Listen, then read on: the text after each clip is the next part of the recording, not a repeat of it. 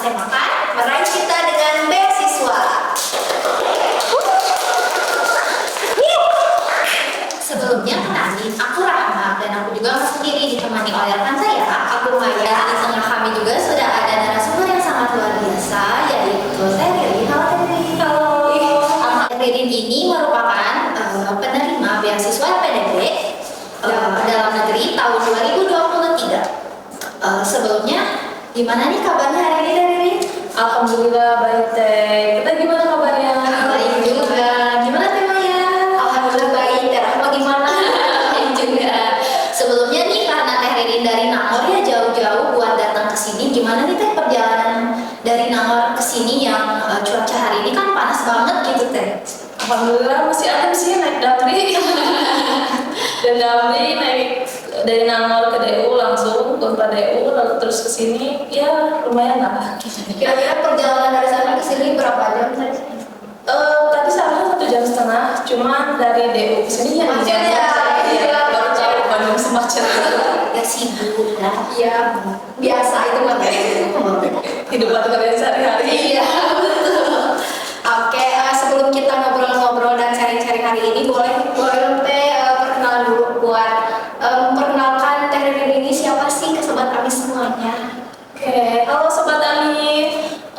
Saya Ririn Siti Rahmatillah, awal LPDP 2023. Saya dari Fakultas Peternakan Universitas Pajajaran. Oke. Kalau boleh tahu nih, kan Kak Ririn sendiri penerima beasiswa pada tahun sekarang gitu ya. Kesibukannya pada sekarang tuh apa aja sih Teh? Kesibukannya selain kuliah tentunya itu mempersiapkan riset karena S2 kan lumayan pendek ya periodenya, dan juga sekarang kebetulan saya menjadi riset asisten di Enhanced Ruminant Production dan membantu sedikit-sedikit di kantor penelitian internasional Fakultas Peternakan. Wah, keren banget ya. Jadi pengen juga deh ya. Iya, termotivasi gitu ya. Oh iya nih, kalau boleh tahu nih Teh Ririn sendiri waktu masih S1 atau SMA tuh termasuk tipikal mahasiswa murid yang gimana sih Teh? Kayak murid yang ambis atau murid yang chill gitu ya, let it flow aja, atau kayak aku sama Teh Maya nih kupu-kupu gitu. Sebenarnya kalau dibilang ambis nggak terlalu, cuman karena lingkungan kali ya, lingkungan saya orang-orang ambis semua, jadi saya bawa ambis gitu. Berarti Teteh kehitung yang dari SMA itu aktif organisasi ya?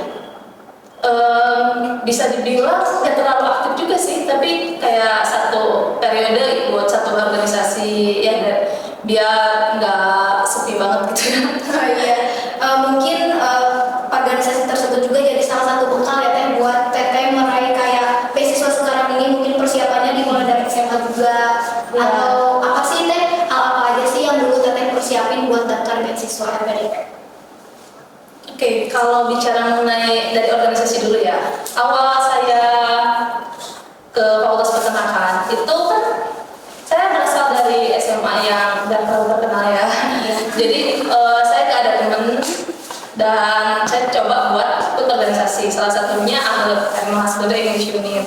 Di sana orang-orangnya lumayan ambis, dan bukan cuma berambisi buat dapat pencapaian, tapi mereka juga sering mengajak gitu anggota-anggota yang lain buat lebih ambis juga, buat ya ambis dalam kata positif ya, bukan pasti ambis buat meningkatkan kapasitas diri sendiri, terutama dalam hal bahasa Inggris. Jadi dari situ saya mulai tertarik buat belajar bahasa Inggris, dan saya juga baru tahu kalau saya juga dari sana tahu mengenai beasiswa-beasiswa yang bisa didapatkan kalau kita mempunyai skill dalam bahasa asing gitu, atau bahasa Inggris. Itu waktu SMA ya? Waktu awal kuliah. Awal kuliah S1 berarti? Iya. Berarti Teteh S1 nggak pakai beasiswa? S1 pakai beasiswa bidik misi. Bidik misi ya, berarti LPDP ini baru pas masuk S1 ya? S2, S2.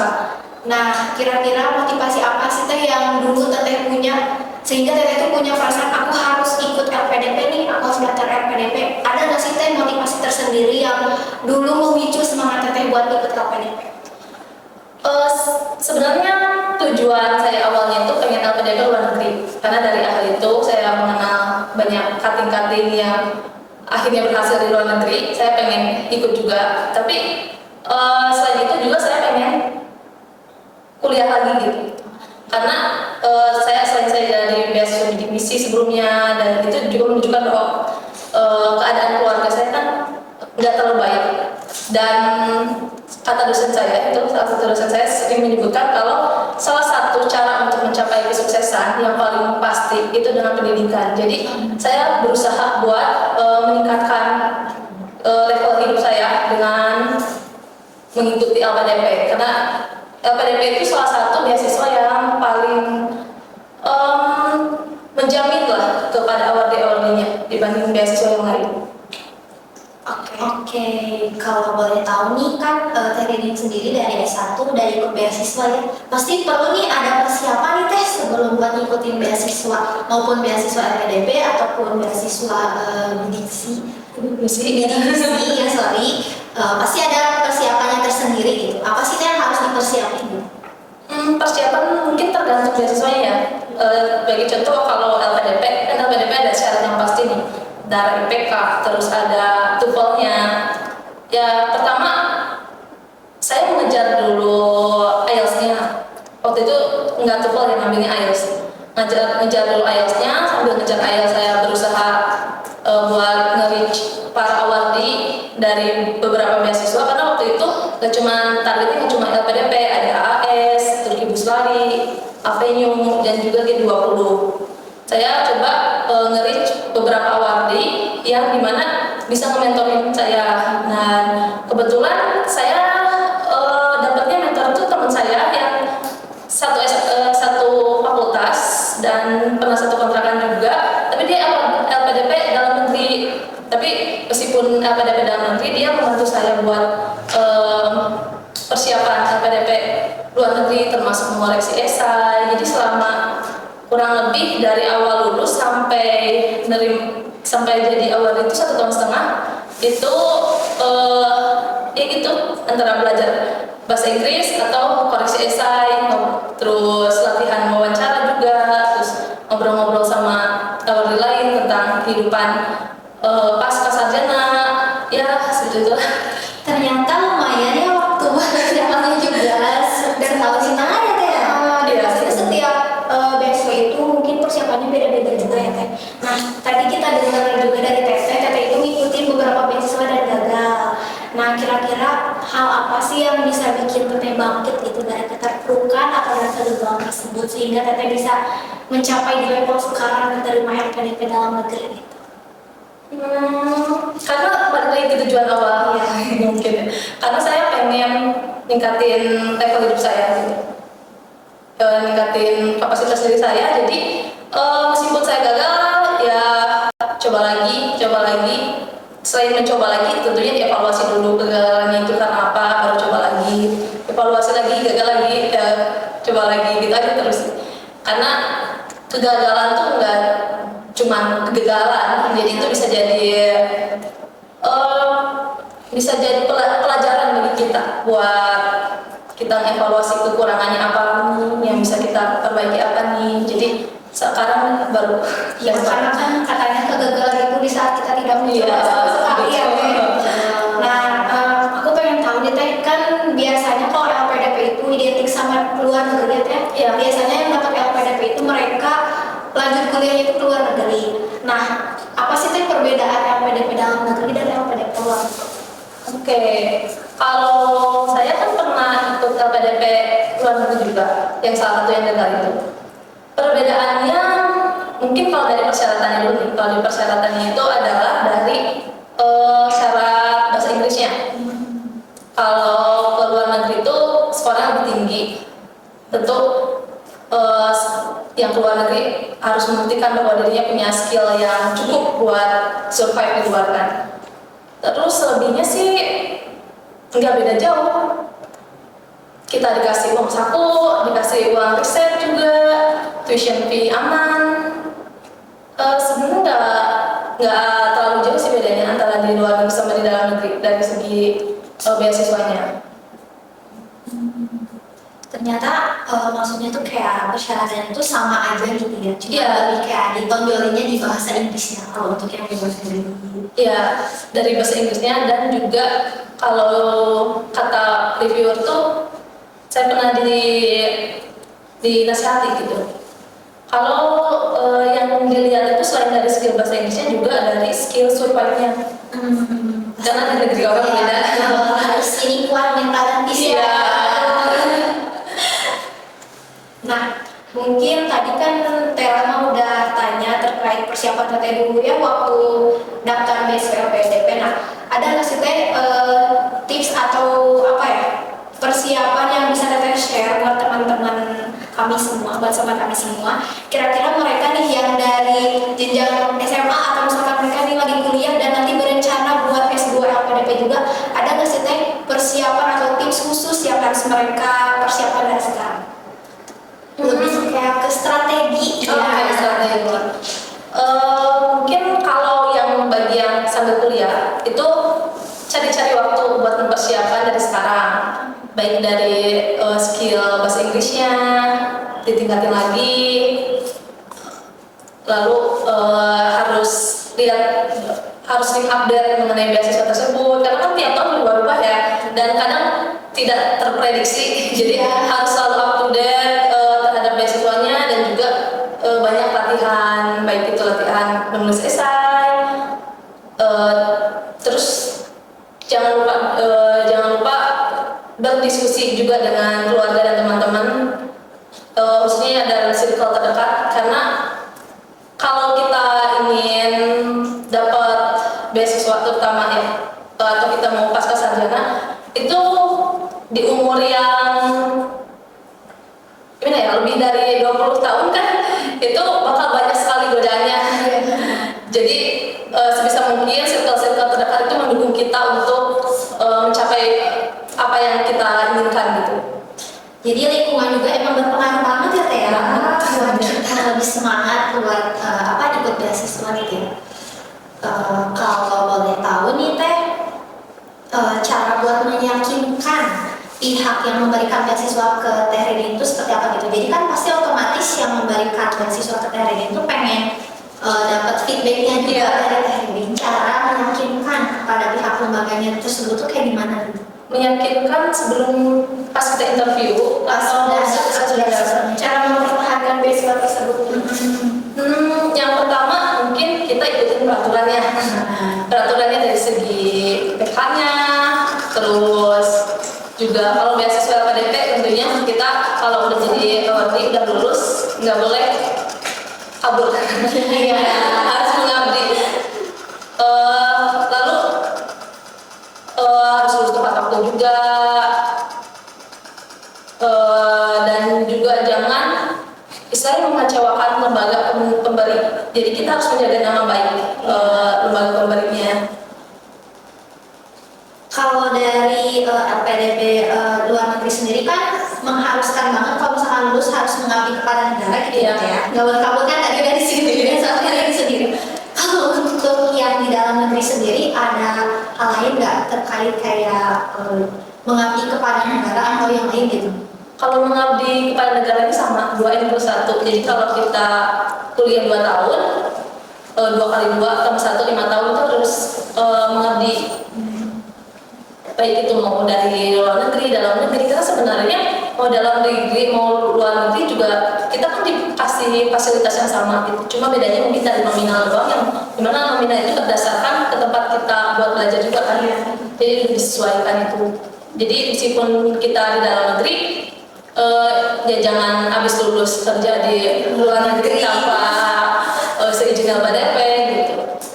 Ya pada intinya kalau misalkan kita sudah mendapat kepercayaan berupa beasiswa LPDP tadi, kita harus menjaga kepercayaan mereka. Iya, betul.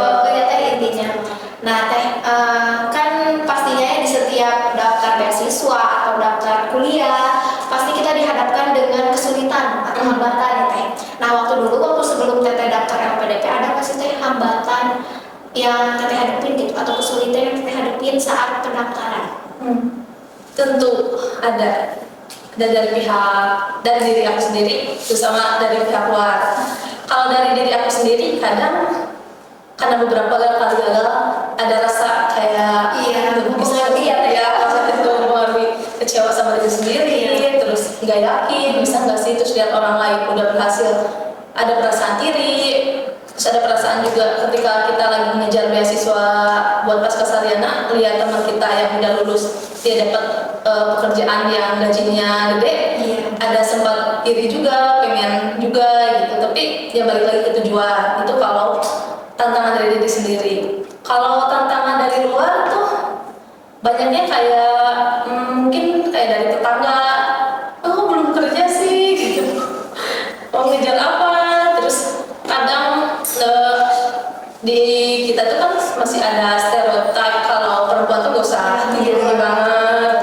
Nah pandangan-pandangan seperti itu kadang membuat kita down gitu ya. Itu tantangannya ya. Cara untuk mengatasinya ya balik lagi, kita harus kembali ingat lagi tujuan awal kita dan tetap teguh sama tujuan gitu, sama pendirian. Jadi jangan sampai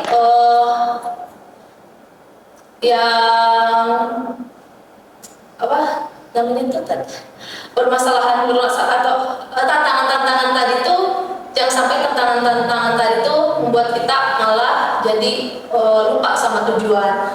Mungkin pada prosesnya bisa jadi nih kita nggak jadi untuk melanjutkan ke pascasarjana mungkin pada prosesnya, tapi balik lagi kita harus sesuai lagi sama tujuan kita, meskipun kita mau tetap mengejar beasiswa atau kita menyerah dan mencoba yang lain gitu. Tapi harus yakin lagi, balik lagi juga isinya harus menemukan pendirian, harus kembali ke tujuan awal kita tuh sebenarnya mau ngapain, apa yang mau kita capai gitu. Iya, seperti itu. Balik lagi ke niat awal ya saya. Iya, misalkan niatnya udah baik, pasti kesana juga bakal dilancarin gitu. Iya, benar. Apalagi niat buat belajar itu pasti bakal selalu dilancarin. Iya. Dan juga tidak lupa dengan doa orang tua dan restu orang tua. Tentu. Paling penting. Kadang kalau orang tua nggak meridoi, bisa jadi ada masalah lainnya yang kita tidak ketahui. Betul. Doa orang tua emang sakti banget ya teman-teman. Menarik banget. Ngobrol-ngobrol hari ini menarik banget, kita juga dapat wawasan yang banyak dan bermanfaat bagi kita dan teman-teman semua. Nah mungkin terakhir ya Teh, boleh gak sih Teh kasih motivasi buat teman-teman Sobat AMI semua supaya mereka juga merubah mindset mereka bahwa beasiswa itu tidak menakutkan, bahwa beasiswa itu tidak sesusah itu loh, mereka juga bisa mencoba dan mencapai keinginan mereka melalui beasiswa gitu. Dan tadi juga sempat ngobrol-ngobrol sama Teteh juga ada program mentoring ya Teh? Iya, mentoring. Nah, Sobat AMI juga bisa nih mentoring sama Teh Riri nih, kira-kira apa aja yang harus dipersiapkan nanti untuk mendapat beasiswa. Nah, boleh dong Teh kasih motivasinya buat teman-teman semua.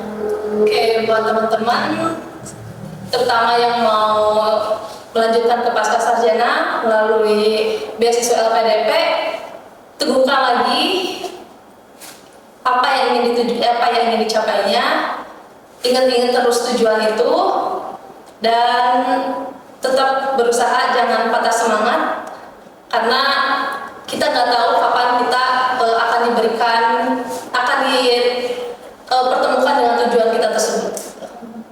Ada yang lama, ada juga yang baru lulus sudah dapat. Ya tiap orang punya timeline yang beda-beda. Cuma balik lagi, kita mau masa depan kita dibawa kemana? Harus menikmati proses. Jangan tetap menyerah gitu ya, jangan selalu menyerah gitu walaupun kita udah gagal berapa kali juga. Ingat kata kalau misalkan setiap orang tuh punya waktunya masing-masing. Iya, betul. Waktu masnya masing-masing ya. Iya, betul. Jadi ini nih hasil dari semoga hari ke depannya kita juga bisa belajar sama Terry juga, belajar sama teman-teman Sobat AMI semua juga, dan semoga kita bisa mencapai apa yang kita inginkan suatu saat nanti. Amin. Mungkin ngobrol-ngobrol hari ini dicukupkan sekian. Semoga teman-teman juga mendapat